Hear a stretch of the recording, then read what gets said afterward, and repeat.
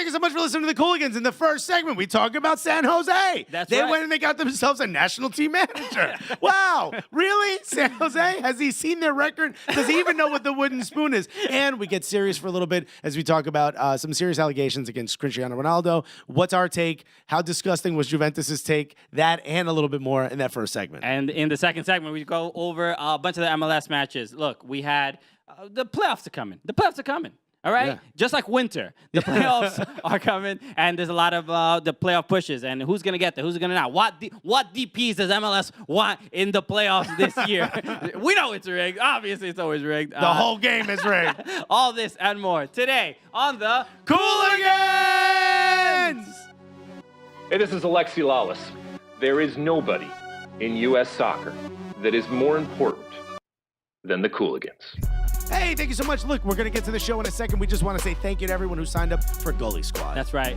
We appreciate the love. We appreciate the support. And there's a bunch of great rewards for the people that are trying to help us make a 2-episode Cooligans a thing. And make it... Two episodes a week. 2 episodes a week. That's all we want to do. How great would that be? And we're almost there. All you need to do is go to our website. Go to soccercooligans.com. Sign up for the Gully Squad. You'll see it right there in the menu. Go to the Gully Squad. There's multiple levels. You would be helping us out tremendously. We want to give you a second episode. We want to give you so much more content. And there's the only way we could grow. You guys have already signed up. A lot of you have signed up. It's been absolutely amazing. We just got to get a little more. That's it. So we appreciate the support. Go to soccercooligans.com. Join the Gully Squad now.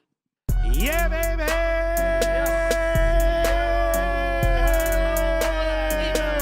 Okay. Still, this is the last week. This is the last week before the end of Hispanic Heritage Month. This is the penultimate? The penultimate week. I mean, nah, man, we're going to keep this going forever. It's Hispanic Heritage Month forever. It sounds like you said asparagus Heritage Month? Right? Asparagus, yeah, like I'd have anything to do. I ain't trying to make you peace thing. Hello, everybody. Welcome to the show. Another exciting week. We had a fun episode last week. That was a good one. A lot of positive feedback. A lot of love we got from that one. So that was cool.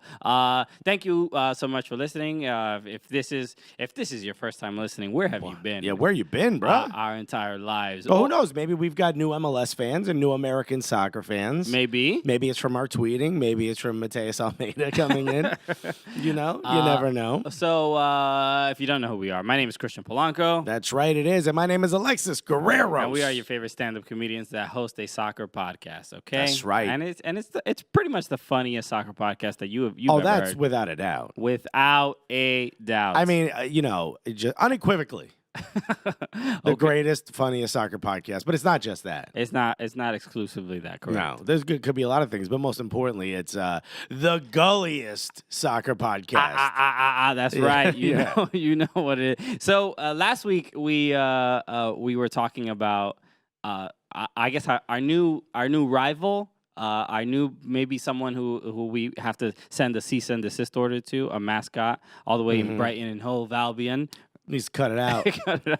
So, but by the way, this was covered like in the Treaty of Versailles. Like you can't this international accords and such. Exactly. You know what I mean, you can't do that. This is basically like sending an army over a border. Mad disrespectful. Very. I mean, more than disrespect. It's a declaration of war. Absolutely. Okay. So wars have been started for less. That's sort of the point I'm making. So there is a mascot by the name of Gully at Brighton and Hove. And by the way, they didn't even say Gully, as borrowed by from the Cooligans. Exactly. None of that. Inspired by. No, none of that. They gave us nothing. They just went ahead and inspired by the podcast stylings of Christian and Alexis of the Cooligans.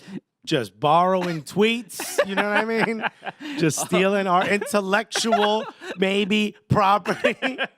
Yeah, some are more intellectual than others. But we did get a message from Thomas Curran, who the name sounds familiar from Twitter, but I don't want to speculate where exactly he's from. But can I read the message that he sent, because it is about Gully. He just goes, "Hey, love the podcast. You guys are hilarious." And Gully, the Brighton and Hove Albion mascot, is actually pretty Gully. All right, so we have somebody here is making a case. All right, which by the way, we're all for you naming your bird Gully, your mascot Gully, as long as it's Gully. As long as it's Gully, and it needs to meet the critical criteria. And he gives his explanation or his reasoning of why it may be Gully. So this is up, I guess, to our interpretation, and we are the judges of Gully or non-Gully. So we will determine if Gully is in fact Gully. Yeah.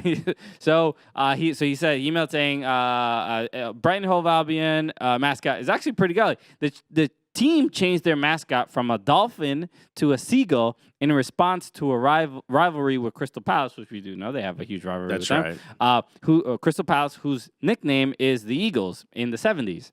So they have an eagle in their badge. Correct, yeah. So to taunt the Crystal Palace away fans, the Albion fans replaced eagles with seagulls in chants during a home victory, and the taunt became so popular that the club adopted the Seagulls as their nickname. A mascot that comes from such disrespectful origins is pretty damn Gully. Yo, trolling is Gully as hell. As long as it doesn't affect an election, we're totally down for trolling. That's right. Okay. All right, maybe it is a little Gully. All right, Gully is quite. They should be a little small. He's a little Gully right now. I said, the one way we'll know if he deserves this nickname or not, or this official moniker, is if he mushes another mascot. Sure. If he just goes up to Gritty and mushes him right. Yo, Gritty. Yo, Gritty, I'm Gully. You ain't Gully, Gritty. You won't scare me, bro. What did you think of? Because Gritty took social media by storm. He took everything by storm. He was on, last week tonight. He was on. Yes, he was. I'm waiting for Complex going sneaker shopping with Gritty. That's right. He's just. He's the Philadelphia Flyers. Correct. Yeah. Yeah, mascot. And his eyes are the whole thing. The whole thing is just it's all pretty just like disconcerting, right? Yeah. All of it is meant to shake you at your core. He's got like the freeway, which is appropriate for Philly, the freeway beard. Yes. Which is just like the bottom of the chin and the side. Like no mustache, no side of it. Doesn't it completely like circle his head? Yeah, it's almost like a mane. Yeah.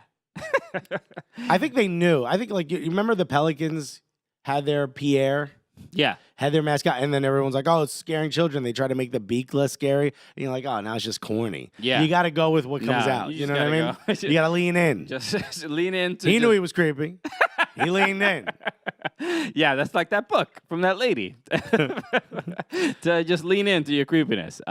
So okay. Thank you for that. Thank you for that reminder. So look, it's still, I don't know, it's still a concern for us. I mean, maybe we have to get Gully on the show and really have him explain himself. Does Gully speak? Most mascots do not, because that would be a little too terrifying. Yeah, you don't want them to speak. Okay. No. You also, you know what I hate? When you could see through like the mouth or something and see that someone's in there.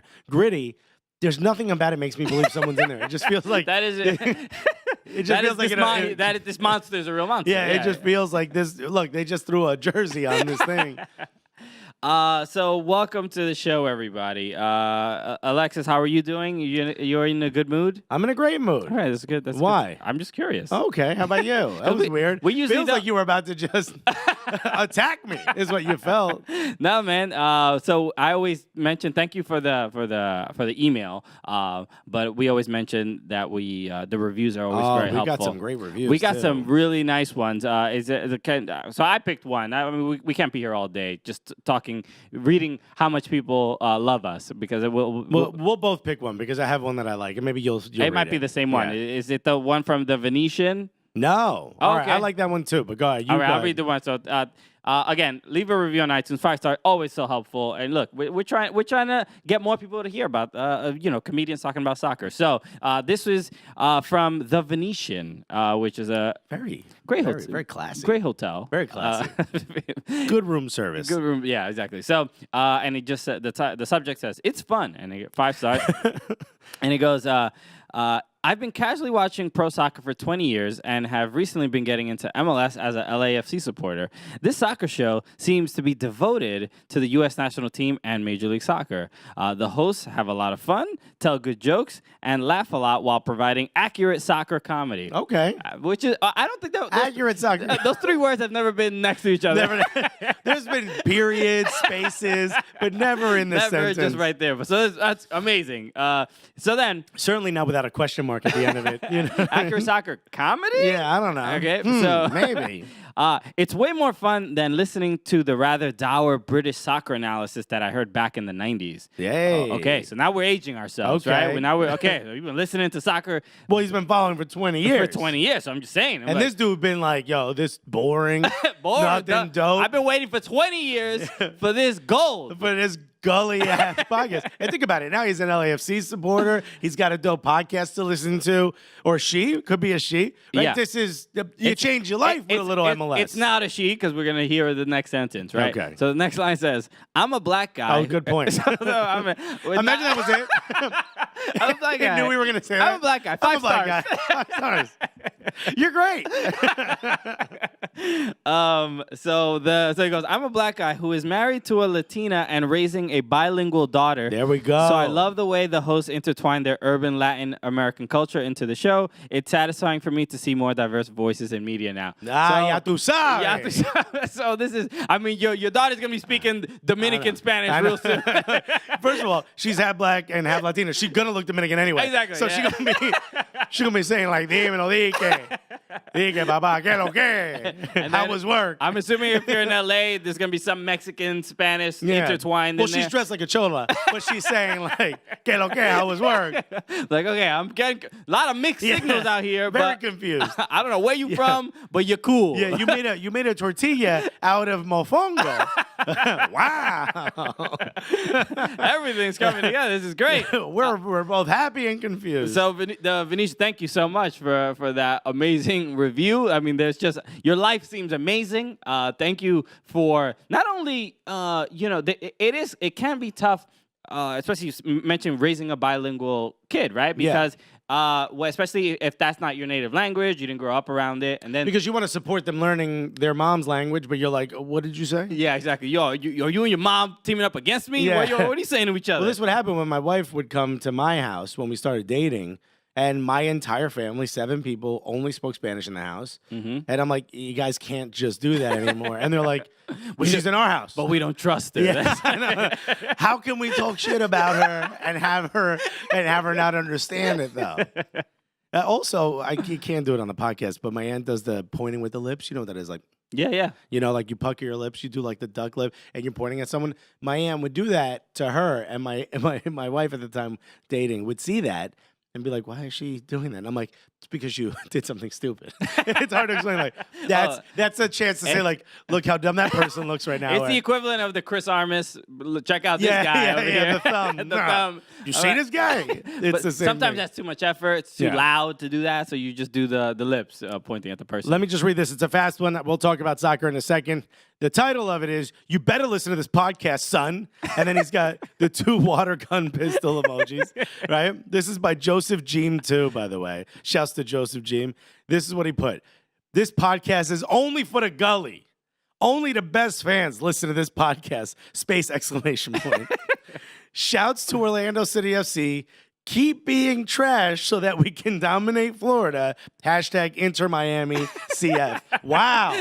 There's a lot to unpack there. Okay. I mean, look, the team doesn't even exist, has no players. We already firing shots at everybody. Already. Okay? Literally, because he put the emojis in the thing. Put the water gun emoji. Yeah. And we know the very lax gun laws out in Florida. So clearly this is how they speak to each other. Yeah. Right? This is it. This is how they say hello. Yeah. Florida's a different place. But thank you, man. Again, thank you so much for the love, man. We appreciate it. Thank you so much, Joseph Jim. Thanks to everyone who's leaving reviews. And we're going to give away the little Atlanta gift pack to one of the funniest reviews, we'll say, through the rest of Hispanic Heritage Month. How about that? Okay. Yeah. That sounds good. So we all know Hispanic Heritage Month ends on December 31st and starts again January 1st. So we got a lot of time. Yeah. The whole rest of the year. No, I think it's to the 15th. To the 15th. Oh, yeah. October 15th. Yeah, October 15th. So we have, 6. So this is it. Yeah, so it's basically the last opportunity. So so thank you again for all of that, all the love and all the support. So let's talk about a couple things in soccer. Speaking of, we were talking about California. A lot is going on in Cali, San Jose specifically, right? Silicon Valley. Yeah, we're talking about startups, right? We're talking about startups. Okay. We're talking about startups. We ain't talking about soccer just yet. We got first before we talk about soccer. We got to introduce this new app. That we No, it's tied to a cryptocurrency. We really need some help. We owe a lot of bad people a lot of money. No, the San Jose Earthquakes have hired Matias Almeida. El Pelado. I mean, he was up for the Mexican national team job. That's right. He was up for the Chile national team job. And who gets him? The San Jose Earthquakes. The worst team in Major League Soccer. The wooden spoon winners are getting Matias Almeida.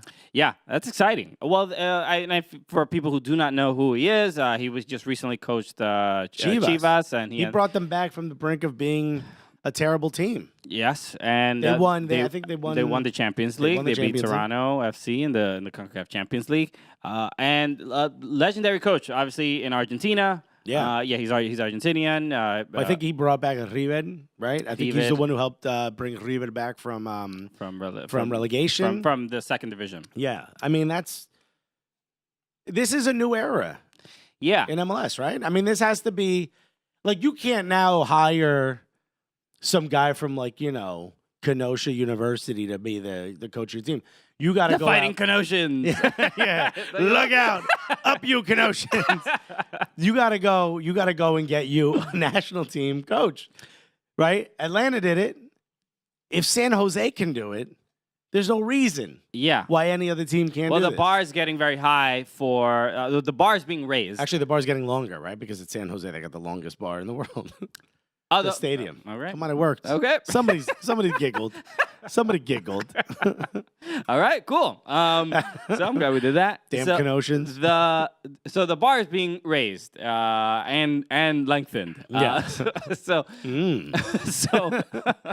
But at least this is so there was a great tweet that we had retweeted from Eugene Rapinski. Yeah. Which sounds like Soda Popinski from Mike Tyson's Punch-Out, right? A little bit. It's his cousin. And it's at Golazo del Gringo, which is owning it. Good for him. Yeah. So he goes, people disparage MLS for being a second-rate league, and to be fair, some things about it need to be improved. But when they get an Almeida or a Zlatan, why do people disparage the person going to MLS instead of lauding MLS for being ambitious and improving? Which is a great point, because if the league is trying to get better and then people who are of quality go to the league, there's no point in poo-pooing that person for going there for trying to improve the league. So how is the league going to improve if quality people don't go to it? And also, this is just what happens whenever you try to improve yourself. You know what I mean? Haters. Your friends come out. They all start making fun of you. Yo, why you going to the gym for? Or why? What, you're not going to drink every night anymore? Huh? You think you're better than me? That's what all these people are doing right now. Yeah, man. And you know who's hating on it most? All the people who wanted him to be their coach. The Mexican national team fans are like, oh, why is he going there? San Jose, nobody even knows who they are. Chile, they're like, oh, blah, blah, blah, blah, blah. Chivas fans are like, oh, well, you got out of here. Now you had to go down there to rebuild your reputation. This is a huge move for MLS. Yeah. I can't imagine. I know the rumor was that he was being looked at really close to a job with a Qatari team. Okay. I got to imagine that was way more money than what San Jose is paying him. Sure, but it's also Qatar. Yeah. Yeah. Doesn't matter if you win or lose, right? They're going to force him to build a World Cup stadium. Yeah, He's like, nah, man, that's not what I'm here for. It's like, no, give me your passport. Yeah, I was going to be like, well, look in your back pocket. Where's your passport? It's in my hands. So, Pelado, get out there. But what I'm saying is like, this is unprecedented. I didn't see it. No one saw it. No one knew about it. Out of nowhere, this guy comes here. Yeah. I don't know that he's the best tactical coach. I think there's been opportunities where, if you look back at the way Chivas played, they didn't always play beautiful. They didn't always play like a real sort of system that you look back. It's not like bringing in the Tata Martino that has sort of this like briefcase with him. That's like, here's how we're going to play. Yeah. He's a bit more. And he keeps knotted up sweaters in that briefcase. I've never once thought to myself, yo, my shoulders are colder than everywhere else on my body. I've never once. What is that? I'll never get it. I don't know. I mean, no one's inviting you on a boat. I don't know what's going on in Atlanta because dudes are covering up their shoulders with little sweaters. Jay Riddle constantly wearing tank tops. His shoulders always exposed. No, still his shoulders still covered. Shoulder. I mean, it's upper arm. Upper arm. It's hard to say. Atlanta's all over the place. But what I'm saying is, this is a big moment for. Is it going to matter? I mean, how many people on the San Jose roster do you think he's keeping? Sure. So this is the when I saw this move, and whenever I see any big coaching change like this, the first thing that comes to mind, and maybe people, I sort of learned this in the last few years in soccer, just because I used to casually watch the game, and then now sort of understanding the coaching role, the manager role is much more it's not just tactics. It's really just, yo, you work there? All right, I'll work for you over there. Yeah. Right? So the quality of the coach and the credibility of the coach often determines the quality of talent that you can get. Yeah, because there's players in Atlanta that want to play for Tata. Yeah. There are players in New York that wanted to play for Vieira, right? Yes. There's going to be players coming to San Jose that want to play for Mateus Almeida. Yeah. I mean, are they going to be the upper quality? Like, the same thing happened with Bob Bradley, right? He got the dude from Egypt, barely played, and then he went back. Sure, but I mean, that was like a weird issue because he wanted to go. There was some family issue or something like that. Yeah. So it wasn't just Bob Bradley doing something dumb. But like, what is it, Diamond, right? Diamande. He's in his career, the best year he had was when he played with Bob Bradley. So Bob Bradley went to LAFC. He's like, I want to go back there again. Yeah. So this is almost, to me, that's the bigger result that we're gonna. That's the biggest effect we're gonna see with Almeida and with any. And also the youth development. I mean, he's gonna bring a very different approach. See, that's the thing. That's where I don't think he's gonna have that much of an effect because there's so many ridiculous rules in MLS that he has to kind of adapt to and understand. What does that have to do with the youth development, though? Well, how is he going to change their approach of youth development? He's gonna bring in the style that he grew up with. He's going to bring in the style that he had when he was in Chivas. You know, typically, I mean, he's not the technical director, but he is someone that wanted complete control, which is something he didn't have at Chivas. So he's probably gotten that. What he didn't get in money, he probably got in control. And I feel like he's going to be able to change everything going down. The question is, what's he going to do, though? Because from what we know, he doesn't have a system. I don't know how long he's going to be there.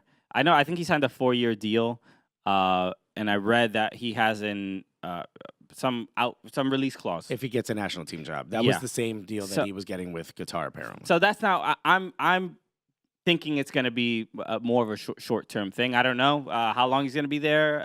I don't know what influence he's going to have on the club, and it's from top to bottom. But I do think he's going to make the team better. At the very least, they're not going to concede an insane amount of goals and just play terrible defense. Because Chivas at least was, we saw them against the Red Bulls in the Champions League game, and they were pretty reliable. But the talent that they had was definitively better than most of the Champions League teams. Well, now this puts people like Vancouver, balls in your court. You fired Robbo, right? You fired Craig Robinson. What's his name?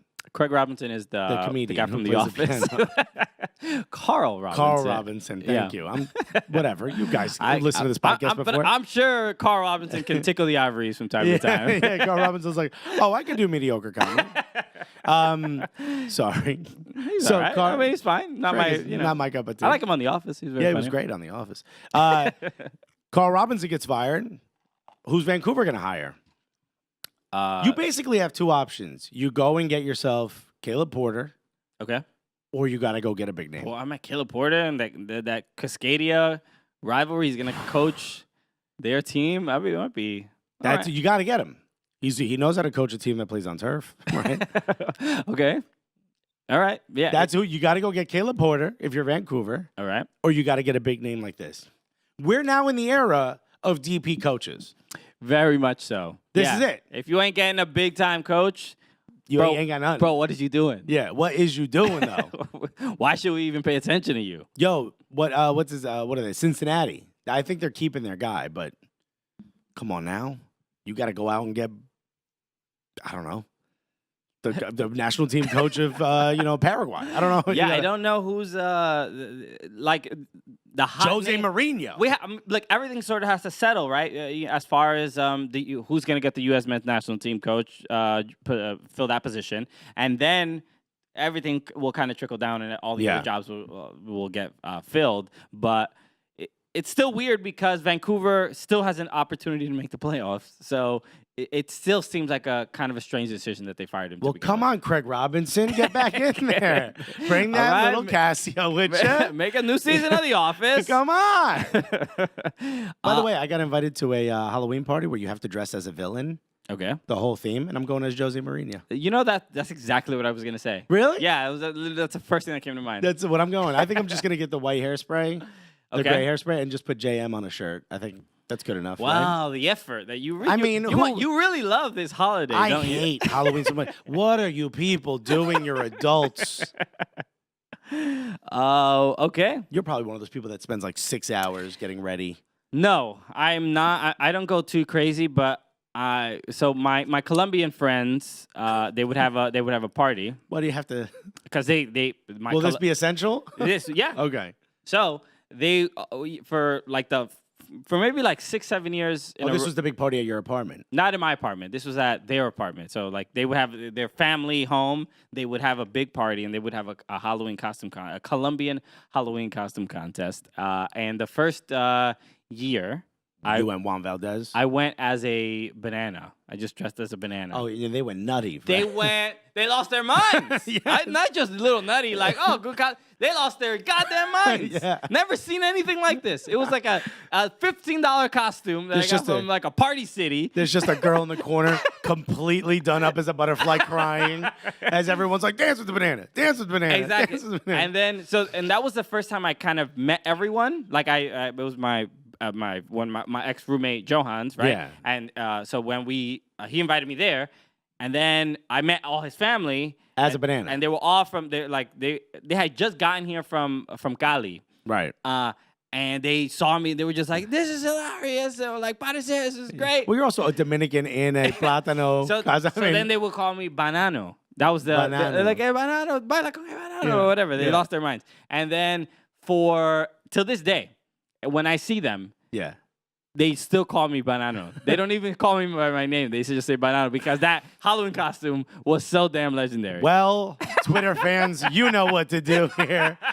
Andrew, you know what to do. Jay Riddle, you know what to do. Get to it. Banano is here. Where's the parody account? Let's get in. It was the greatest time of my life, to be honest. Really, the only time I was shown any love and acknowledgement. That was the peak of your career, right there. The banana costume. It was. They very much loved it. So, and it was yellow, like the jersey that you're wearing. Yeah, baby. Wearing the Columbia kit. So that's how I feel about Halloween. Cool. Just something easy, clever.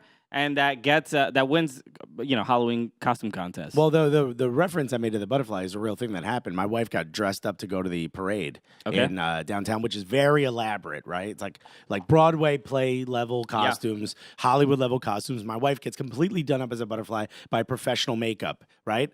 Artist. I tell that professional makeup artist to just put a little something in the middle of my forehead that looks like I got shot in the forehead. Okay. That's it. Just a little that little skin patch thingy with some blood dripping down my face. Sure. And I wore what I was already wearing that day. We went to the parade. My wife made me go, and everyone who walked by was like, "Yo, dude, that's awesome." Yo. And it's like, my wife, you from Newark too, dog? Yeah, what up, son? I get it.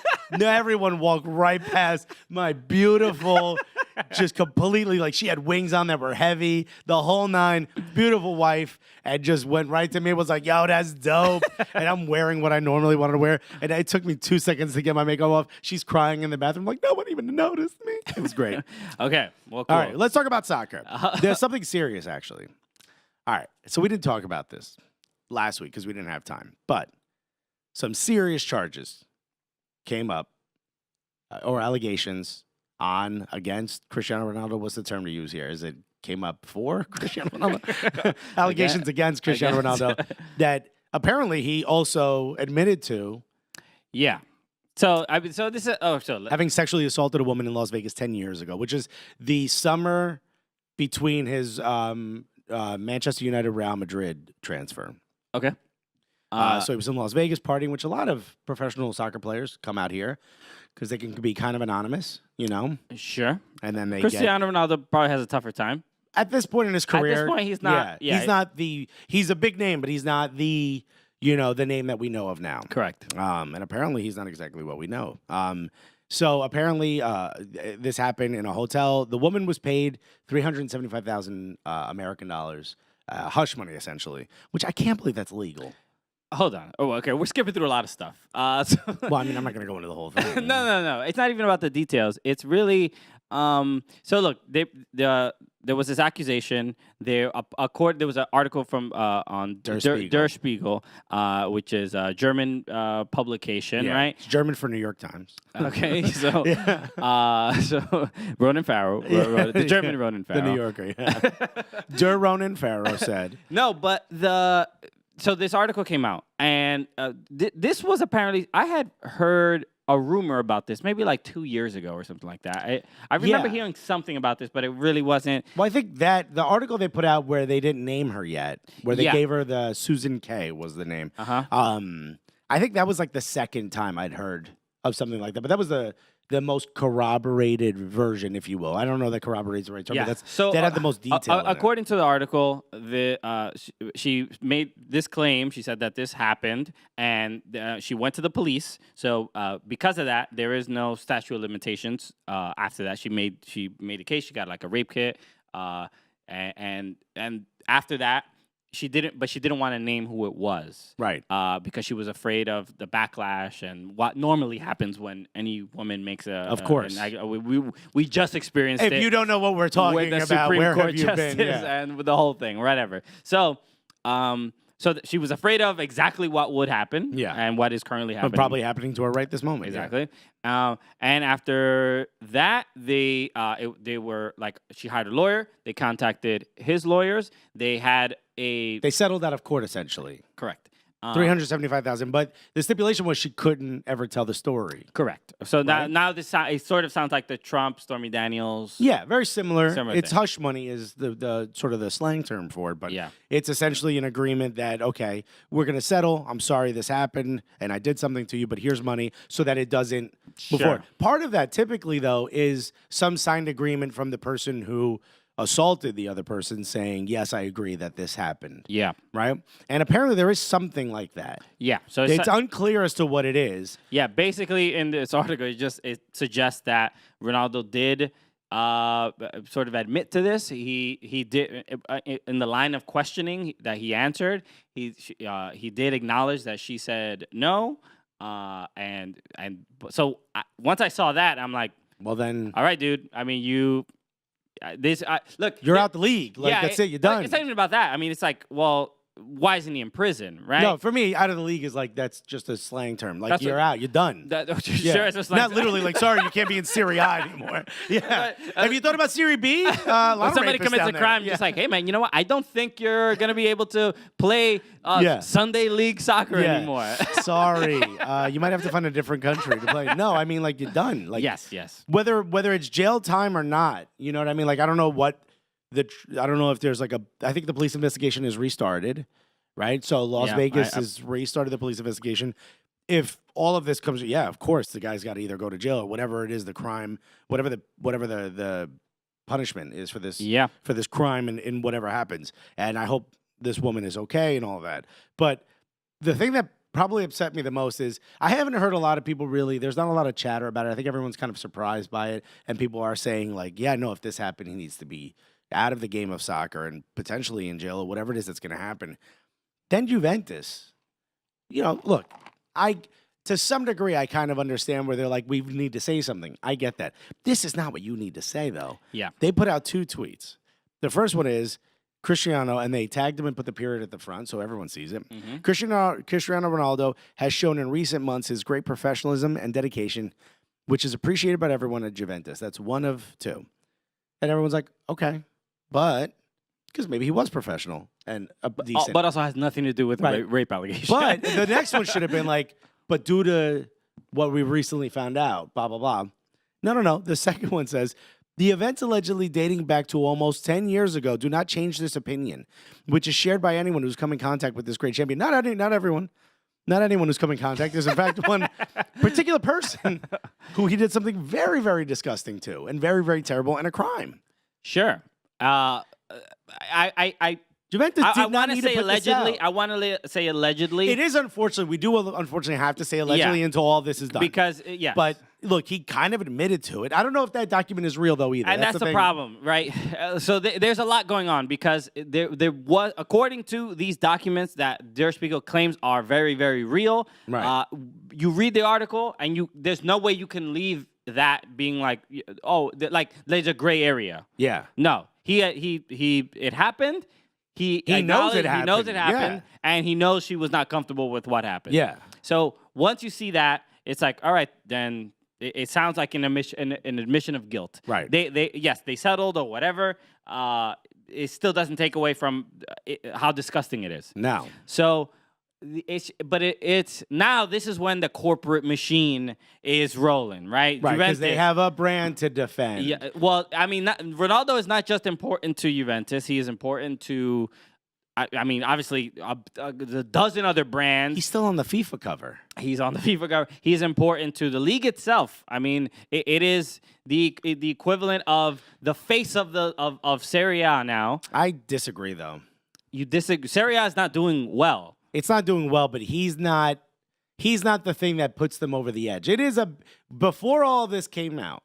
Yes, we all agree that was a big get for Serie A. Serie A could go. Juventus has the capability and the money to go sign other players. This is probably something like this probably goes against his contract most of the time. There's something in the contract that says, like, obviously bad behavior gets you out. Of course. Illegal actions like this get you out. I mean, you can't commit a murder and be like, oh, but I still got my $30 million guarantee, though, right? I know I killed a guy, but yeah, I mean, commissary. Put it in the commissary. I got 5 goals already. The season just started. What are you talking about? I mean, Are you sure you want to do this? Here's another goal. Not go to jail. You know what I mean? So like, there's things they probably could get their money back or some of their money back. This is disgusting. This is disgusting to see from Juventus. This is disgusting from the people who are posting the pictures of them having a good time at the club. That doesn't excuse any of this. It's not even about excusing it, but more. It's just like, why are you co-signing? Yeah. You don't know what happened. You don't know anything. Of course, he's going to be like, no, I didn't do anything. So just then stay out of it. Yeah. If it's like there's legal proceedings, we have no comment at the moment or whatever. Right. So you understand from a business perspective, like, this isn't a person. This is Juventus, the business, right? Right. They're protecting their brand, which nobody's faulting you for. You No. understand that you would have to do that, but to go as far as like he's a great guy, he would never do, like, you don't. They could have said so much more without having said that.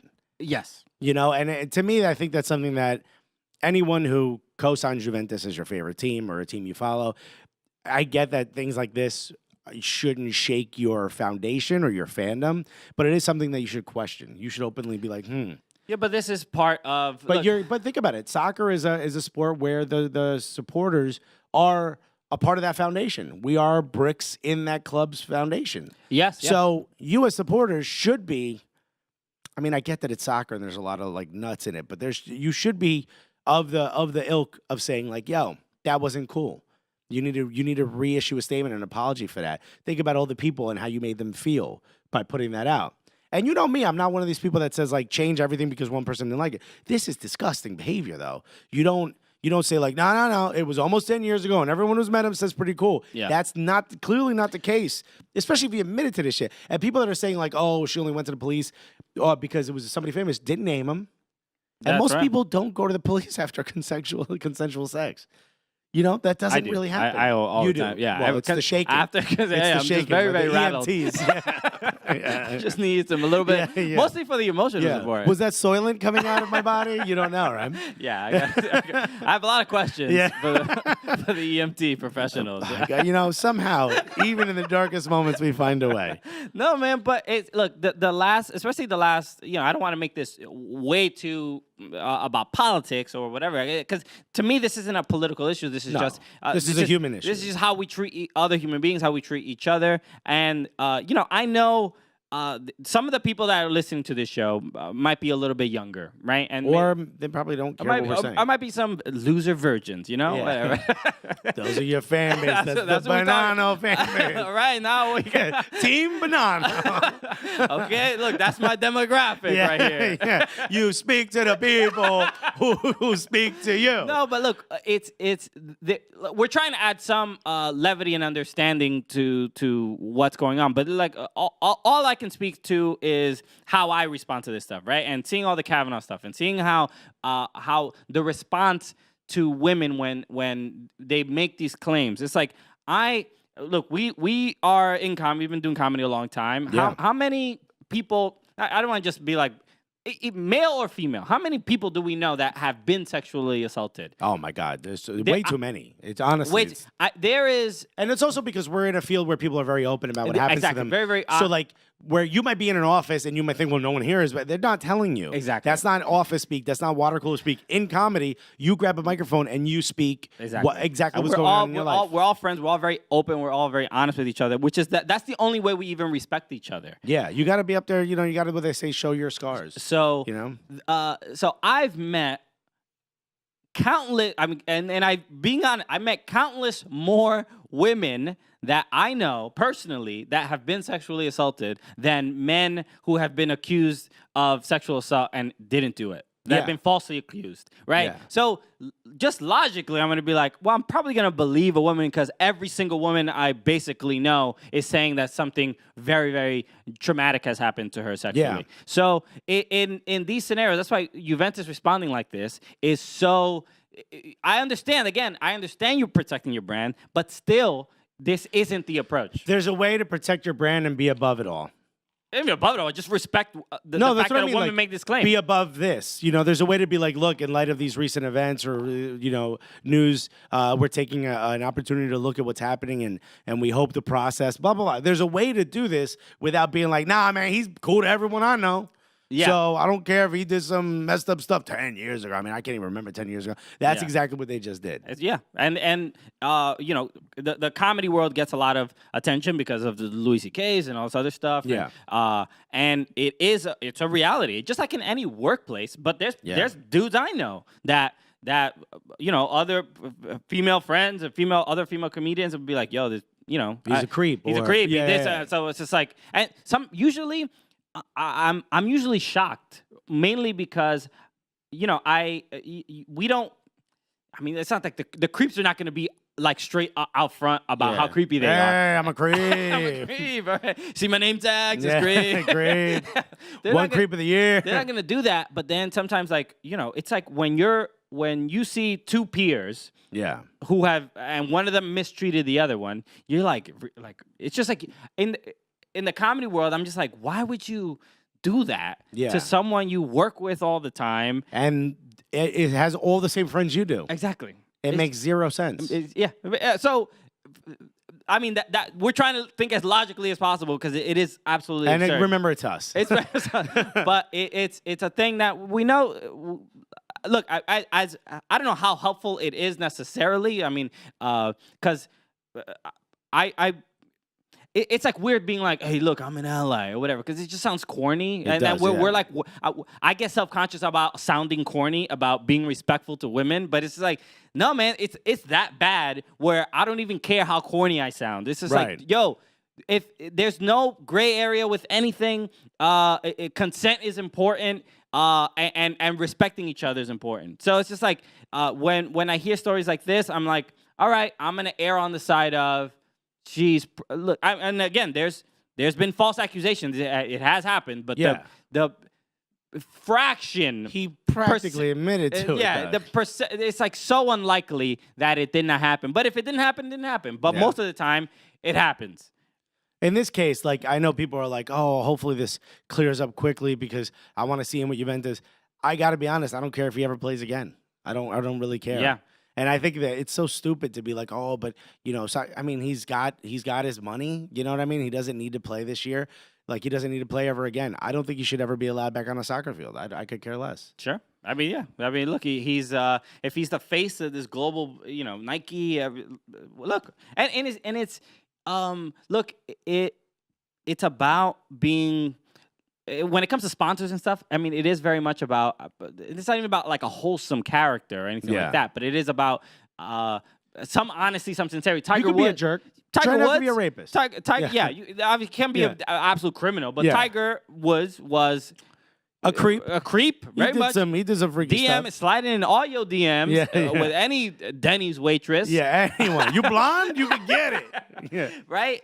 Cheated on his wife. Obviously infidelity, the whole thing. But just won a tournament. And now he's Tiger. We all love Tiger again. Yeah. And it's just like, so it's not impossible to have your image tarnished and come back from it. But this is exactly beyond tarnished, reproach. Yeah. I mean, this is just ridiculous. Yeah. So I also hated he did like some Instagram video and he was like, all those people mentioning the story, he was like, all fake news. I'm like, yo, you're gonna use the Donald Trump strategy? It's like he has like a dozen people that accuse him of stuff. Right. Like out of your mind. Yeah. I see that. I'm like, yo, this dude definitely did it, right? Yeah. And this is like that's just my initial response. Again, because of all the wealth of evidence that not just him or whatever, but.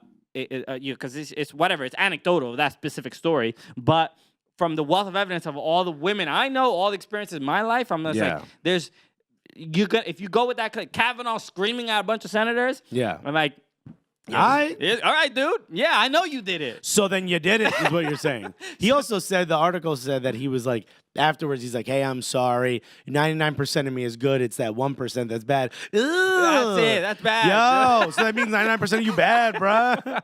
Nah, man, that ain't it. Okay? That ain't it, Chief. Nah, tear down all 17 statues, my guy. Yeah. You know what? Now that bust makes sense. Yeah. I'm glad they messed up your dumb face. Yeah. Maybe take down that bulge one. Mad disrespectful. All right, so we'll see. We'll keep an eye on the story. Let's see what happens. We'll see what happens. All right. Before we move on to our next thing, just a quick. We got a new sponsor. Alexis. We got a new sponsor. So from mybookie.net. So hey, sports fans, football season is here, and it's time to get in on the action with mybookie.net. MyBookie.net is the industry-leading sports action website that offers real Vegas odds on football, baseball, and all your favorite sporting events. You can take a side, the total, or you can even bet the over/under on how many fantasy points a player will score. MyBookie.net lets you play online and win big. Use promo code Cooligans when you register for your account, and guess what? You're gonna get 100% sign-up bonus. 100%. 100. So did the game already kick off? Don't sweat it. MyBookie.net has in-game live action on every major league event, even esports. Okay? Even esports. Wow. So there's no time better to join mybookie.net than today. Go to mybookie.net to open an account and start winning. Use promo code Cooligans when you register for your account, and you're going to get a 100% sign-up bonus. So get in on the action. Visit mybookie.net. Use promo code Cooligans and get 100% sign-up bonus. MyBookie.net, promo code Cooligans for 100% bonus. Yeah, no deposit necessary. Terms and conditions apply for entertainment purposes only. Void where prohibited. Yeah. Always wanted to do that. Nice. God, I've always wanted to do that. Feel good. Read that legal documentation. Yeah. Which means it's got nothing to do with us. So, a couple quick things before we get into our next segment. Let's chill out. Because I was getting I'm sure MyBookie.net is very excited that we segued out of No, man. the Cristiano Ronaldo story with their ad. Exactly. So you're welcome, my brother Bennett. We got you, bruh. So a couple quick things. Sebastian Giovinco. Back with Italy. Speaking of Italy, yeah, right? Better stuff going on in Italy. This is the number one story in Italy right now. Is Sebastian Giovinco's back? Conte, right? Who's the? No, Conte. He was fired after. Yeah, Conte was fired. I'm trying to remember. Oh no, Conte is obviously was fired from. He left Chelsea to go to Chelsea. Chelsea, yeah. Who's that manager now? I was gonna say Conte didn't want him, right? Or was Conte the guy who wanted him? Did not want him. Conte didn't want him. Who's the current manager? Anyway, long story short, he's back in the squad. Yeah, he's the Sweatinho. Roberto Mancini, that's who it is. That's who it is. So, Mancini sees it, man. So Giovinco getting called up after the last time he was called up was 3 years ago. Yeah. And Italy missed the World Cup specifically because they did not have Sebastian Giovinco. I mean, that's facts. That's what he told us anyway. Yeah. Yeah. But that's what Mancini told us. It is, especially seeing the year up before the World Cup, like the year of those World Cup qualifiers, and seeing how many free kicks that Sebastian Giovinco was banging in every single week. This is why I think it's true that they probably missed the World Cup because they don't have him. This is like what's it called in baseball when Moneyball, statisticians and all that. If you play Moneyball soccer, money football, right? Yeah. So then you have to have Giovinco on your team just for the sake of he's probably going to get you a couple goals in some of these qualifiers. Yeah. Here's the thing. He's a dead ball specialist at this point in his career. Yeah. Clearly more than that, and you've seen it this weekend. Clearly more than that. Clearly still has it. You telling me that Italy wouldn't have benefited from 1 or 2 more goals from dead balls? Huh? Yeah. Come on now. Maybe you'll score against Sweden. Yeah. You think you could do that? The last game in the playoff in the 2 legs, did they even score a goal, or maybe they only scored 1 goal? I have no against clue. Sweden. I don't remember, but I think I still had tears in my eyes from U.S. not qualifying. Sure. Oddly enough, when Italy didn't qualify, it made me feel a little better about the U.S. not making it. Oh yeah, same here. Yeah. Hey man, we gotta fail together. Misery is misery loves company. Yeah. But I'm happy for him. I think this is at least a who are the strikers really in the Italian national team? I mean, they have Insigne is Balotelli.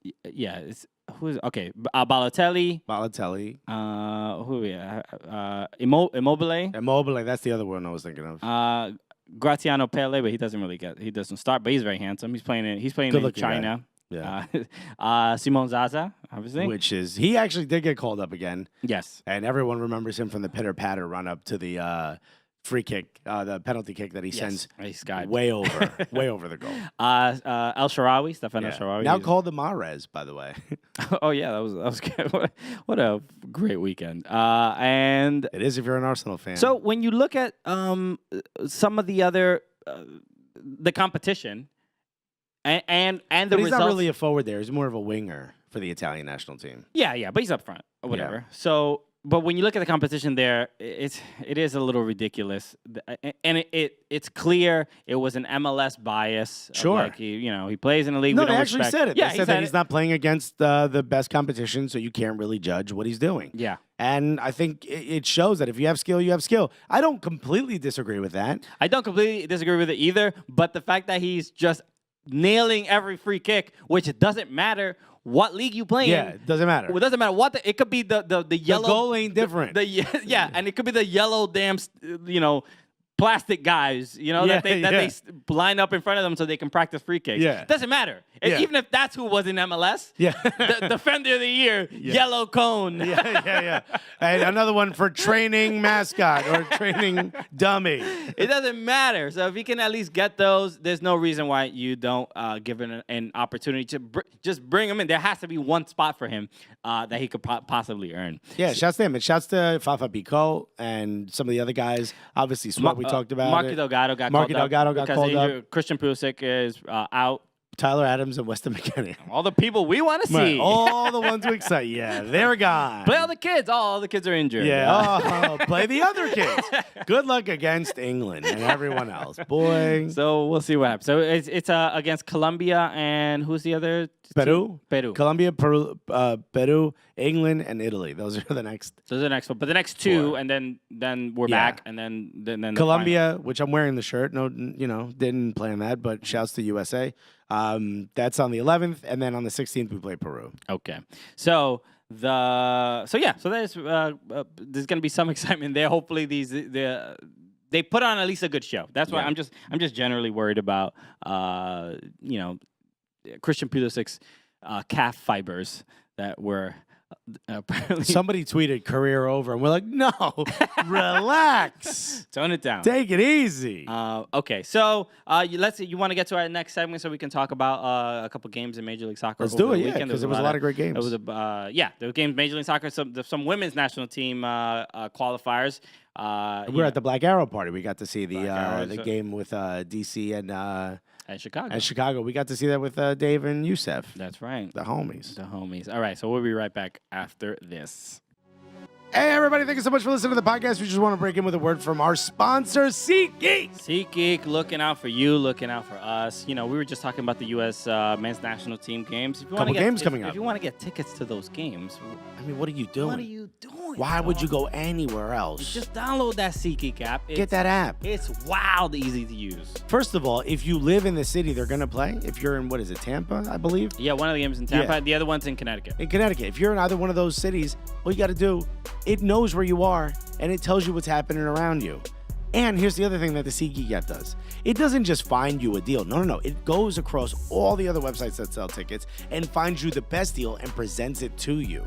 Bro, that's like, like when someone cuts coupons and stuff and all that. You don't have to do any of that. Look at that. Literally, it's doing the job for you. What are you going to do? You're going to go to all the websites? Why would you do that? Go to the app. What, are you going to stack of coupons in your back pocket? Bro, what if you pull your wallet out and they all go all over the place? What are you going to do? You don't need any of that anymore. All you do is download the app.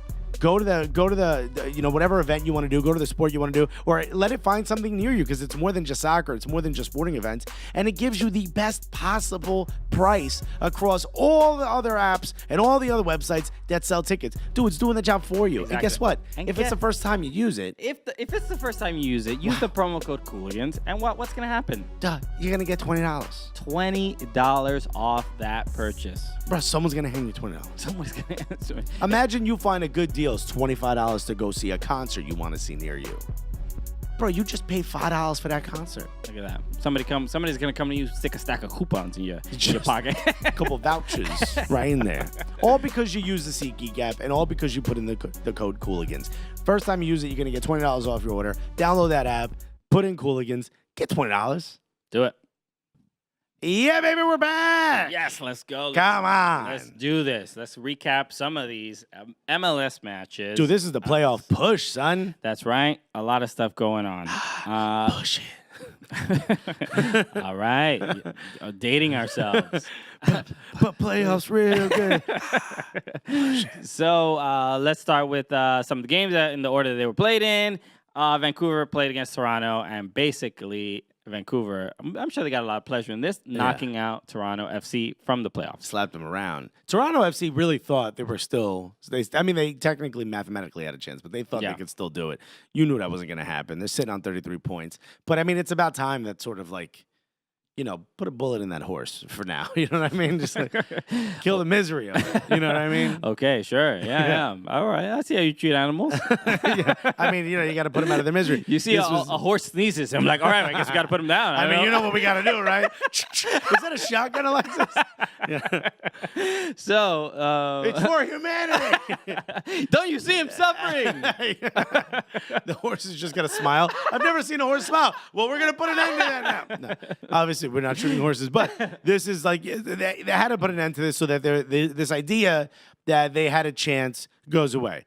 Now, I respect New England Revolution more this year as an opponent than I would Toronto FC. New England only has 2 more points than Toronto. They're at 35. Toronto's at 33. Man, New England just completely slid away. I mean, I feel like they've been consistently bad all year, New England. But they've been a tougher opponent in my head. I don't know if it's just because the games of theirs that I watched, or they had that little bit of a run in the middle, all of that. But I'm like, they're Toronto and them are practically even. Yeah, I mean, look, to Brad Friedel's credit, New England hasn't been that bad. But they've been bad. You know what I mean? Actually, they've been very bad. Yeah, I mean, it's there. If you look at Orlando and New England, you don't think that New England had a similar season to Orlando. Orlando just are completely allergic to any kind of a victory. I think they're allergic to the letter W. Yeah. Ugh, 3 points. No, I don't want that anywhere around me. No, so, one at best. No, I think for his first head coaching job. Nothing to be ashamed of this season. Ain't nothing to be proud of either, though. I agree with that as well. So, but I think Orlando has more shame. That cloud of shame over them. They have a little. Well, bit they more. got that billionaire owner, right? Go out and get you an Almeida. Don't they all have billionaire owners? I don't know. Man. Montreal Impact got that.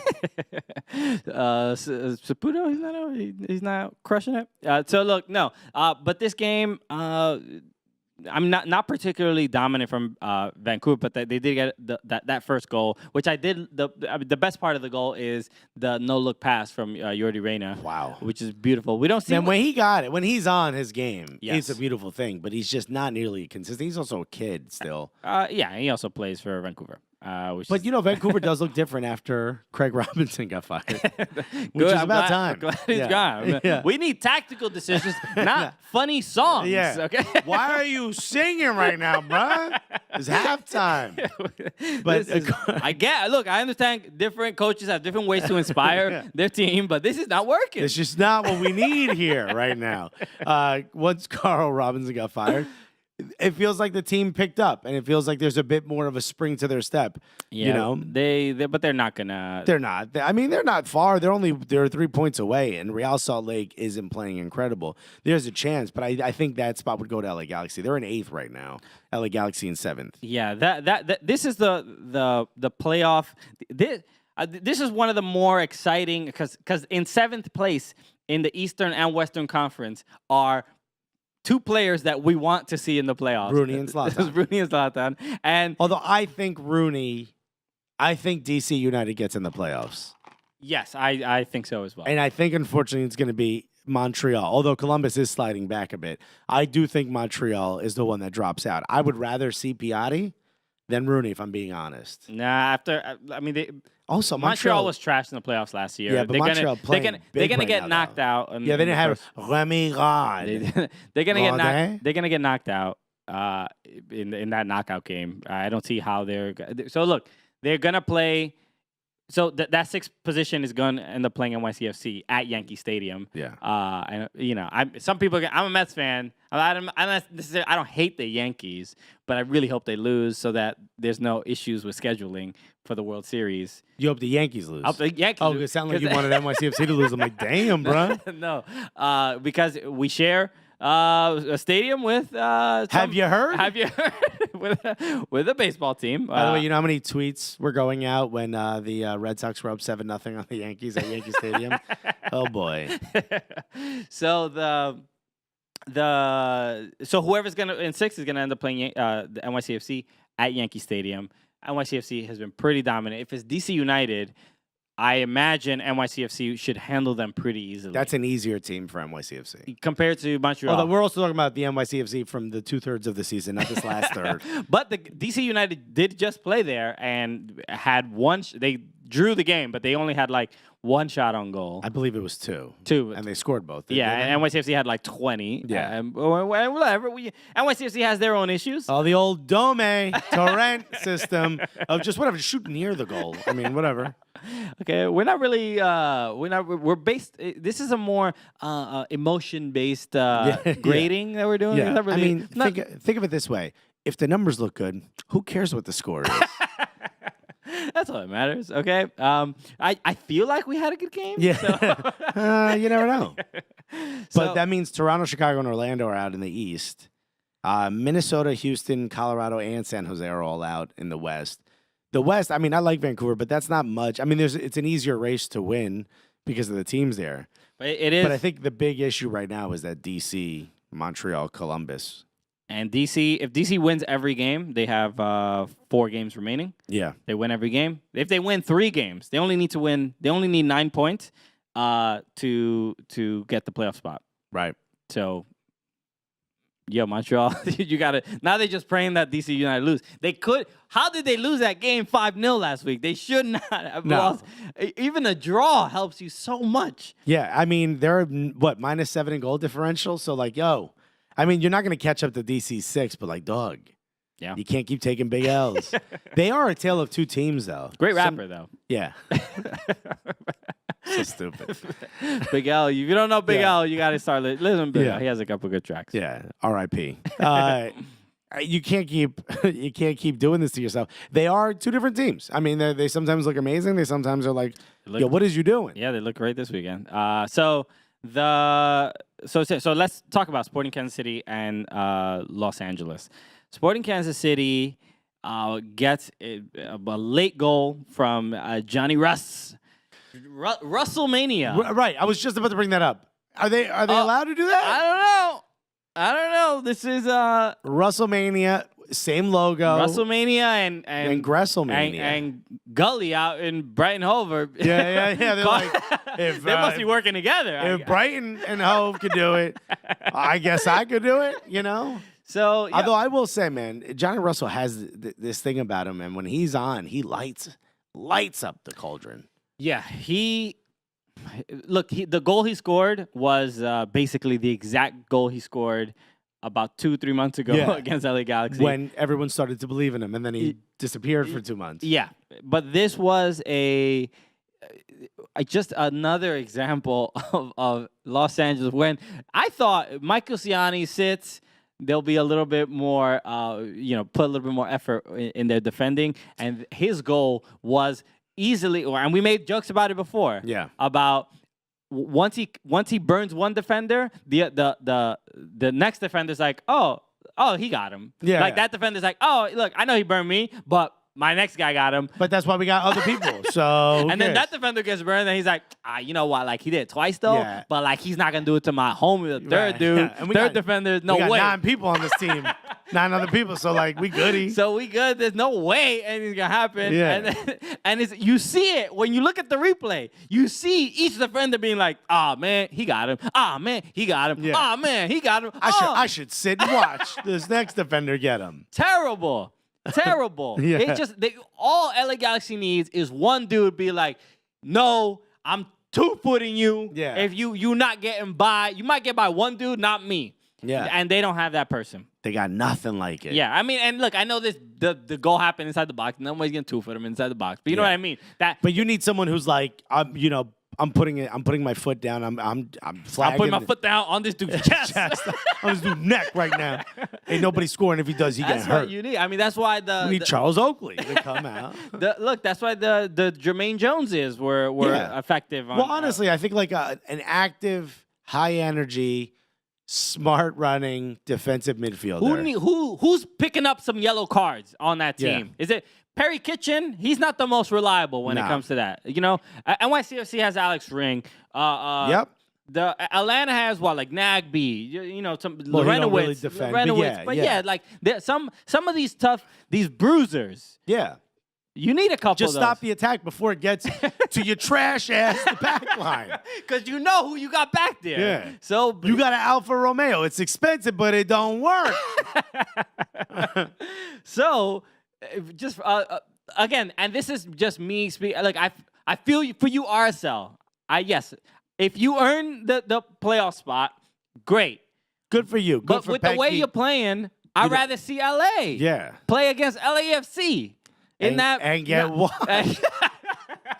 That's what I want to see. Yeah. No, look, LA Galaxy has not lost to LAFC this season. No, but it's the playoffs. And I feel like LAFC going to bring it. I don't know if you heard the quote from Zlatan about his hopes for the playoffs, and he's like, if we get. Let me guess, he was very bashful. He was quite bashful about it. He said that if LA Galaxy gets to the playoffs, everybody's gonna be scared to play us. And if we are in the playoffs, I want to play LAFC and I want to play them at their stadium. Wow. Just straight up, this dude. Bulletin board is material. Is this MLS or a WWE promo? Because you're gonna need a bigger bulletin board because this dude. He actually said, "Brother, I want to play them in their own house, brother." And then he smacked the mic out of the host's hand. Yeah. Okay. All right, Mean Gene Okerlund. We're going to LAFC. I'm losing it, but I'm losing the reference, but I get what you're doing. All right. So this is from a playoff drama perspective. I'm like, yo, you want Zlatan? I want Zlatan in there. Look, Pecky, we love you. Roostak, get your money, everybody. Yeah, everybody got your bag. We're proud of you. But take a little break because we need. You got to earn it though, because they just played against Portland and it was a very terrible showing. Did they play against Portland or did Portland run around them? I love RSL's new signings of the yellow cones. Dude, just Sebastian Blanco out here doing high knees on you. Yo, dog. How about thank you for passing the ball to Milano 1-on-1 with your fucking keeper? Wow, that was atrocious. That was mad disrespectful to your fans. I mean, I want to. They need a camera in the locker room. I want to see what Pecky told. Who did the throwing? I forget, but Pecky should be mic'd up forever.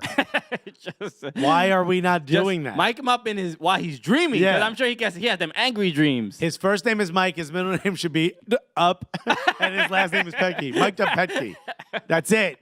So, yes, ridiculous. So let's talk about that game. Portland Timbers, they smacked. Oh, you know what? Before we go into the LA Galaxy, probably, in my opinion, should have been up 2-0. That Steres goal should have counted. It did not really look offside. Yeah, I think it was. It wasn't one of those clear and obvious. That's all. No. At the very least, it's all about when do you consider, when does that ref consider the ball having left the foot of the passer? That's really, it's up to that interpretation, because he sort of did a turn and his body at one point during that turn was onside, and then as the ball leaves the foot, he becomes offside. So to me, he was onside, and that should have counted. Yeah, it wasn't clear offside to me, but that's what I'm saying. It should have counted. So next up, so we're talking Portland and RSL. RSL, the Rio Tinto fans were treated to a very poor showing from really rough from their team. It started out good. Started out all right. And then Portland was like, how great is Jefferson Savarino? Is just like, you see such throughout the year, throughout last season as well, just great showing. You see the talent, you see the quality there, and you just wish there was a little bit more ability to set him up to shine like that. And he doesn't really get those opportunities that often. To me, he's the same thing as Lucho Acosta was before pre-Rooney. Okay. If defenders are crowding you because there's no other really threats, no major threats, and you're not getting great service, you can't be as consistent, but you do get flashes of brilliance like we got out of Lucho Acosta, but we kind of all thought, like, kind of a bust. Savarino's kind of the same thing, and I know Rusnak changes that a little bit, but they need something. They need more of like a Valeri or a Maxi Morales. You know what I mean? Just someone that could just ping the balls. Yeah, they don't really have that. So and I mean through balls. They lost. So they lost this game 4-1, and there were. And this is what, especially in that second. Blanco was on one. Blanco was just, I mean, he had a day. It's exciting to see when he can he stretch his legs a little bit and have a little bit of fun with the high knee running. After that, he was feeling it after that second goal. But it's him and Valeri. Here's my thing. Valeri. This is gonna upset a lot of the people. I want to be around Valeri all the time. I want him in my life. You see the way other people score, he calls everyone over. Yeah. He is so much more than just, he is the captain, right? He is the captain. He's so much more than No, Liam Ridgewell is the captain. No, that's such a mistake. He is so much more than a leader on the field. He deserves to be captain. He's like a father figure out there. He is one of those people that just makes you into a team. Diego Valeri is he's highly underrated, and I know a lot of people rate him, but he's looked over a lot when we talk about these things. He's one of the most special players that's ever been in this league. There's something about him that just makes the players on the field better, makes you more comfortable as a fan. He's just so great to watch him, especially just in this game, where he was just sort of he had complete control of everything that was happening. And that is a credit to him, credit to Portland. Savarese letting him be that, you know? Just a lesser coach would try to sort of drown him in responsibility, you know? Yeah, just letting him run up front a little bit more than we're sort of used to. I know, who was it? When Fernando Adi, I think it was last year or 2 years ago, when he got injured, and then Valeri kind of took over. Yeah, he ended up getting like 12 goals that season or something like that. Like, so when it's necessary, he can do it. But having Blanco there to kind of be that, a bit more forceful, be more mindful in that attack is it's fun to see. And it's just see Blanco's Argentinian as well, right? I believe so. Right, so it's just these two Argentinian guys just having a good old time. So credit to them, but a huge shame for RSL because they need LA Galaxy, and that Zlatan machine is clipping at their heels. Yeah, I mean, and if LA Galaxy ended up winning that game, they would have been. I believe they would have been in sixth place, right? Yeah, they would have had that playoff spot. So RSL needs to do absolutely everything right. I mean, this is where Pecky earns his money, bruh. Like that, you got to be able to inspire the team to not slide back out of the playoff. You're in the playoff position. Yeah, you're even on games, so it's not like there's this magical extra game that LA Galaxy has. You're up a point. They got you on goal differential, bruh. Don't mess this up. Yeah, well said. Yeah, that's what I would have said.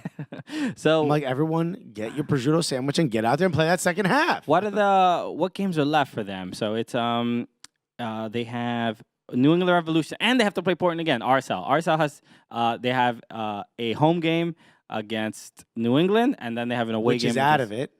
Yeah, can't lose that one. Can't lose that and then one. You get retribution. Hopefully you don't. But a lot of these dudes again playing for their jobs. And by then, Portland Timbers may have clinched, so maybe they rest some of their starters. Yeah, but there's still a possibility for them to climb up in position, so they might still be playing for that game. Yeah, they could get as far as second place. So there's RSL's gonna have a very, very tough time. So and then LA, their schedule. What are their remaining games? They are playing against Minnesota and Houston. So these two teams that are completely out of it. Minnesota, it's just when you think Minnesota's playing for pride. You see these teams and it's like, oh, they should beat them, but it's also LA. LA's there, and LA they have that terrible backline. They have a tough time. Couple matadors back there. You know what I mean? They have a tough time just not letting people score against David Bingham. Yeah. So. But this is one of the more I think I'm a little bit. This is more exciting, because the two games in hand that DC have in the Eastern Conference make it a little bit like, oh, they're probably gonna get in. Yeah. But get it in, DC. They gonna get it in. All right, DC. You know how they do. It is DC, bro. It is Rooney. We know how he does. Hide your grandmas. So, but this is definitely where it's hard to predict what exactly is going to happen because both teams are not in their best form. And that is the perfect statement for why we say this is exciting. And I know everybody wants a single table and the winner wins. I don't know, man. This playoff stuff's Liam Ridgewell and Soccer AM. Right? They want that. They don't understand this whole playoff stuff. Yeah, he's like, I don't get it. Never will. I will say this. It's exciting. It's exciting to be a part of. I'm excited. Yeah, I'm the last 3-4 weeks. I'm like, oh, when's LA playing? Yeah. When's DC playing? When we were hanging out at the Black Arrow event, right? Yeah. And the first thing we did was we went to and we had an issue because we were trying to watch the DC United Chicago Fire game. It was the Liverpool Man City, and once that was over, wait, hold on. A party was thrown for that. There was guests upon guests there to watch that game, and what were we told? No more soccer after 1 o'clock. No more soccer after 1 p.m. What is this? Nazi Germany? I know. What year is this? Can I see your papers? I think Nazi Germany is much more lax with their soccer rules, to be honest. They probably were like, no, you can watch soccer whenever you want. To 3 p.m. We got you. Yeah. I was offended, and we had to get Aaron, who had scheduled the party, Aaron Dolores, to talk to the owner to get them to look up what channel ESPN was. We had to call the mayor. We had to call de Blasio to tell Aaron. De Blasio's kid showed up in his NYCFC jersey and was like, let him have it. And we were like, yo, is Leroy Sané here? Yeah. Kick out a little afro. Yeah, a little nice little afro. All right. So but with even with that game, that was just like that. I was like, That was the only MLS game on. Yep. On Sunday, and we're like, yo. It's right after this. It's right. The I know lead-in, baby. There's NFL on and all these other TVs, but change a couple of these TVs because we want to watch some Major League Soccer. And no one up there wanted to watch the NFL. We all wanted to watch MLS. We weren't disturbing anybody. Nah. All and you know what they did? They put it on like the 2 trash TVs. Anyway, I'm not even gonna. One of them was like blown out. You couldn't even see the colors on it. We gotta look, but look. It's boots on the ground, right? Yeah. We're out there trying. We're knocking on doors. We're making changes. Okay, we're canvassing for Major League Soccer. Yeah. All right? Robo-calling for Major League Soccer. So DC did play Chicago. Yeah. That game was 2-1. A goal from Raheem Edwards. Yeah. In the first half or second, I don't remember. But once I saw that they were down, I was like, oh boy. DC kiss these playoffs goodbye. You can't beat Chicago. There's something about DC, though, during this game, and I think this is part of what makes it exciting, is we're just like, none of us had any confidence that they would win right after that Raheem Sterling goal. Yeah. And then all of a sudden, right when it's like the door's about to close, they Indiana Jones it. They just turn it on. Yeah. And Rooney gets both goals. He got I forgot who sent the ball in, but just a great redirection, and then the keeper got it, and then he ended up scoring. But more than anything, watching DC United, especially with the beginning of the season that they had, playing all their games on the road, essentially, and playing in high school stadiums, right? Yeah. They've won, what's their schedule? They've won, I think, 9 games at home. Yeah. At Audi Field. It's like... It's a bit of a fortress for them. It is insane how they're insanely fun to watch now. They are. And again, I'm eating crow on this as well because I didn't want Rooney, but it's the same season. It's the same season. Yeah. You would think that... No. They had a clausura, and this is their apertura. Very much. Yeah. It's crazy. They genuinely, Wayne Rooney, and we were very skeptical. Yeah. I think you were more skeptical than I was. I thought this was a terrible signing. And it may still end up being, right? If they don't make the playoffs and then he plays badly next year, yeah, I was right. But for the meantime, they seem to have added a ton of excitement. Lucho Acosta's value has skyrocketed because now you could really see how he plays.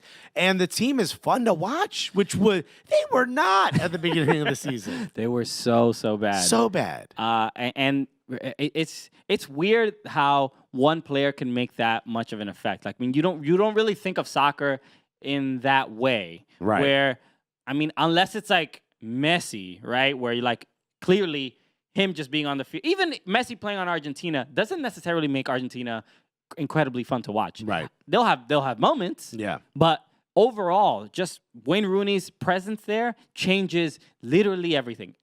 It's like it is one of those things where, like in FIFA, when you get those upgrade packs that you can upgrade all your players, yeah. It's like Rooney went in and everybody's attributes went up. Yeah. Crazy. Yeah. And to me, it was like Ben Olsen was almost like, Rooney, why don't you show me what you could do? And he was like, all right, I'm not saying another word. Good, keep doing what that was. Whatever it is you just did with everybody, just keep doing that. I'll focus a little bit on the back line. You do what you do up front. It really is. And the other thing is, I was also wrong about his level of energy and his dedication because he seems like he's about it. Very much about it, yeah. I would love to hear Wayne Rooney say that. Hello. Hello. I'm quite about it, actually. I'm quite about it. Isn't it? I'm quite about it, isn't it?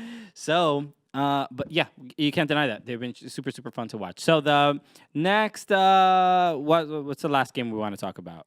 We had a couple. Oh, yeah. So, let's talk about San Jose and New York Rebels. Why? Because... it didn't matter. Chris Wondolowski. It does matter to the supporter shield race, right? Sure. Atlanta did win. They beat the worst team in the league. Big surprise. But they weren't super. They weren't like incredibly dominant from from the start. And it's just the way San Jose has been playing. I thought they were going to be up like 4 goals and then lose 5-4. Yeah, they are playing looser, but that's not always a good thing, you know. Yeah. So what's a goal. So Tyler Adams still out because of the back issue. Right. And then, but Alex contractual is that what you said? Back issue. It's back a back issue. Yes. Yeah. So, but Alex Mule gets a goal. BWP gets a goal. Another it's just the Rebels are strange. They surprise me sometimes because they tend to be, they're not flashy. They're not a flashy team by any means. But they're efficient as hell. Efficient as hell. Very German. Very German. Yeah. They play like a little over-engineered. Very efficient. Yes. Very detailed. But good on the Autobahn. Right? When there's no speed limit, buddy, they go. I am as a fan of a soccer team that is very different than theirs. Yeah. There are moments where I'm very jealous of their structure, where they seem to have figured out how you win in this league, right? Yeah. And I think, the proof is in the pudding. They necessarily haven't won a cup or anything, but they have this sort of plug-and-play system. Everyone kind of knows what to do. Yeah. Sometimes it seems insane, but they kind of know where the next person is. We don't even remember Jesse Marsh was in this league ever. No. Right? It doesn't even matter. They've had a Puerto Rican in charge this entire time. I've never seen any other. Yeah. It's been a Latino coach since they converted from Metro Stars to Rebels. Right? J-Lo sang the national anthem of the opening game. It's been the same thing. That's all I know. Everybody, cuchi fritos for everybody.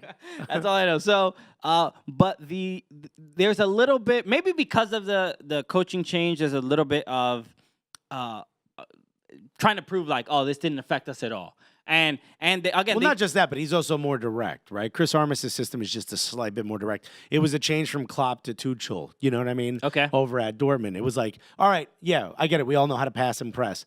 What if we also do this one other thing? Yeah. And it seems like they're a bit more of that. So they are, I think, a little bit harder to game plan for because they could go back to the old way. Bradley Wright Phillips' his goal was like we see let's compare these two New York strikers, right? Bradley Wright Phillips and David Villa. David Villa brings that Spanish, that swagger, that paella style out there. He's dancing around. He's mixing it up. He's like, this is pre-siesta. You know what I mean? I'm gonna get all this energy out before I take a little nap. BWP brings much more English, a little tougher, more spacing. I know where to be. I don't need to dribble around you, go crazy. He's a London boy. But that goal, the header off the post, turn around. And then blast it back in. It's one of these just like, it was one of the more stylish goals. It's like, how does it always work out for him? Yeah. And also, like, he didn't, a lot of times players, they take a shot, it hits the post, and they're like, oh, they get caught up in their frustration. They emote. And he's like, no, I hit the post. I'm not even thinking about that failure. I'm going to just go right back at it. He's always following the ball. Just incredible goal. And Very then frustrating. And then the goal from Aaron Long off the cross. And he did the little BWP heel click. Yeah. Well, he tried. He didn't get as much air. You weren't that impressed with it. I don't get air on my heel clicks either. You know what I mean? Okay. Now you're not judging more too hard. Wizard of Oz joints. What is it? I just want to be home. No, there's no place like home. There's no place like home. Wow, look at me with that reference. And then Chris Wondolowski scores a goal, and he has I think one goal from the MLS record. From the record, yeah. Yeah, so he has 2 games left to I think they're officially going to change it to the Chris Wondolowski MVP award after because you earned it, right? I think he will beat the record, and it will be knocking either RSL or LA Galaxy out of the playoffs, right? It'd be exciting. It'd be exciting to watch. Yeah, he deserves some good after, missing that shot against He'll Belgium. always be remembered for it, regardless of what record he breaks. Sorry, we don't care if you name the NBA MVP award after Chris Wondolowski. I don't care if he wins a 3-point contest, bruh. We always gonna be talking about Belgium. You were this close, Chris. Oh, you can get it from this far away, but not when you're in front of a goal and no one in front of you. So, and finally, let's real quick, Seattle and Houston. They play Monday Night Football. Monday Night Football. Monday Night Football. How exciting is that? Yeah. Better than, who played. I don't even know who played. Nobody knows. NFL. I think Drew Brees broke some record no one's talking about. Oh, that's right. Yeah. No one's, you know about it, but no one's talking about it. No one's talking about it. Seattle wins. Seattle wins. And they looked amazing. They're just having a good time. It's I know solidifying their spot in 5th place as far as I'm Albert concerned. Elise and Ramel Kyoto were in Honduras or playing for Honduras. Vacationing. No, I'm sorry. I mean, they're out of the playoffs, but they did win the U.S. Open Cup, and it is one of They still haven't been noticed, and they still had DeMarcus Beasley. Rookie of the Year Beasley. Yes, he did score a goal. Yeah. I still got it, man. Kid still got it. He's never leaving. He's never retiring. There's no need for him to leave. Anybody who even thinks they're trying to get that left back spot for the U.S. men's national team, you are sadly mistaken. Rookies have been drafted and have retired, waiting to get that spot. He ain't ever giving it up, man. Dude, these kids are trying to go back to finance. They're like, I can't beat this guy. When we had Matt Beasler on the show, he was talking about trying to be like the Tom Brady of soccer, right? And have this long Tom Brady's trying to be the DeMarcus Beasley of the NFL. He's like, oh, you know who inspires me? Yeah. This dude out in Houston. He walking it out when he wins a cup. How do you not get in the playoffs, but you still win the U.S. Open Cup? And they're going to be in the Champions League next year. That's right. Yeah. Shouts to them. Is that strange? Because the way we allot who gets into the Champions League, it's like everyone else. No, not necessarily. I mean, not Europe, right? Yeah. In Europe, it's the top like 4 or whatever like that. So that's Champions League. Champions League, yeah. When the winner of the Champions League, yes, I'm saying that the top 4 go into the Champions League. They won the U.S. Open Cup you can also with a win bad season and are in the Champions League. I'm pretty sure. There's no. How did Wigan get in that year? They weren't in the top 4. Did they win like the FA Cup winner gets. I don't know how the Champions League works entirely. I'm very confused. Yeah, because they were in the second division and in the Champions League. So the FA time. Cup winner goes into the UEFA Champions League. Is that what you're saying? Is that what you're saying? You're going on record. Absolutely. Forget it. I mean, what do you expect this to be, right? I don't believe that's how it works. But how did Wigan get in the Champions League? I do not claim we're over our time right now, but hold on. I always thought it was the top 4. It is the top 4. Now it's the top 4. It used to be the coefficient. Remember, it was top 4, top 3, depending on how like sort of powerful the league was or whatever. So. It is a little strange. Wigan's victory in the 2013 FA Cup final qualified them for European football for the first time, earning them an automatic place in the group stage of the 2013-2014 UEFA Europa League. Europa. Yeah. So that's different than Houston is going to the full-on CONCACAF Champions League. They're not going to the Americas. I don't know. We need that. We already ended in A. I couldn't think of something there. Do we need a lower division, a lower champion? That would be amazing. We need our Europa? Yeah, we need a Europa. CONCACAF. This is Europa. CONCACAF. I don't know. Con Cafe. We'll just sponsored by Bustelo. Let's get it, yo. We just created a whole. It sells itself. Are you kidding me? Come on. What aren't we doing right now? Con Cafe. So yeah, I think maybe that's where Houston should be. Houston should definitely be in the Con Cafe because it is weird to not make the playoffs. And also win this thing and now get in this huge competition. Yeah. So we'll see. That's where we got to end right there in the Con Cafe. That is it right there. All right. 2019, we're gonna pitch it. So sponsored by the Cooligans. All right, everybody. Thank you again for listening to the show. A reminder to all the people. Thank you to everyone who signed up for Gully Squad. Yeah, that's huge. Been great. We are making our way to that second episode. So thank you again. We appreciate making our way downtown. We appreciate the support. Make sure you go to soccercooligans.com if you want to join. There's a couple new things that we've added to some of the rewards. Yeah. Such as FIFA. So FIFA 19 came out, and we have it for Xbox, both of us. Yeah. And if you sign up for Gully Squad, I believe it's I forgot what level. Just read the level, whatever. Yeah, it's one of the top tiers. One of the top. So, but you can play us in FIFA. Yeah. Maybe once a month, once every 2 months. You can play either of us or both of us. We'll see. Whatever we can kind of work it out. You're getting washed either way, bro. You ain't got a chance. That's all I'm saying. Look, it's not like we're gonna be like, oh, we're playing FIFA with some of our fans. No, son. You were the enemy. We coming at you, dog. Your family gonna be sad. They're gonna be like, yo, don't do that anymore. What is this? The score between the Yankees and the Red Sox? Yeah. It's gonna be rough. Ouch. So if you sign up, that could be one of the things. Like for the lower levels, like you can get into a lottery where we'll randomly pick somebody to play. Yeah. But if you want to definitely play us, you can just go in one of those high levels, and we'll make some time to play you in FIFA, wax you in that. Yeah. We'll put on the headset, embarrass you a little bit, joke around. Trizash. You're right. We did it once with one of our fans, right? With Kevin Foy. We played. It was us two, and he got. I think he sold the game after that. I think he quit. I think he's done. Yeah, we haven't seen him since. I don't know. It's such a dishonor. He took one of his thumbs off. just to show the world. You know what I mean? Yakuza type stuff. Yes, he lives in Japan now as well. Yeah. Also, we told him don't do that. You know what I mean? He actually got a sword back on right away, which is thank you. Yeah, so modern much. medicine is very, very impressive. Japan, great medical system. So yeah, make sure you do that. And it's just helping the show grow, helping us do way more things. We're gonna do. All this, it's helpful for everything, for videos, for traveling. We're going to MLS Cup, little things like that, man. It's just like that stuff. It helps us with everything. It's we're stand-up comedians, and we want to be professional Cooligans, and that's all we want to do, and we want to do it for you guys. We want to be professional Cooligans. That's right. We want to put that on our taxes. Want the government to be like, oh, we know. You wrote this whole thing on a piece of cardboard. Gully as hell with these tax returns. That's what I'm doing my taxes on. Okay. Where do I put my dice winnings? Do I got to report the dice winnings? I won them on 125th. So stop asking all these questions. Stop asking all these questions. You don't need to know against who. Blood money, we washed it. We good. We took all the blood off of it. All right, so you guys are the absolute best, man. We appreciate all the love and support. You're the greatest. My name is Christian Polanco. My name is Alexis Guerrero. And together, what are we? The Cooligans! The professional Cooligans. What's up? It's the world champion, Judah Friedlander, and you're watching the Cooligans. Why? Because you're cool. This is what winners look like right here, man. I mean, you're looking at us. Right now with my legs, I just juggled the ball 80,000 times. You missed it. Yeah. He's been playing keepy uppy since I met him. Yep, look faster, guys. Go Team USA.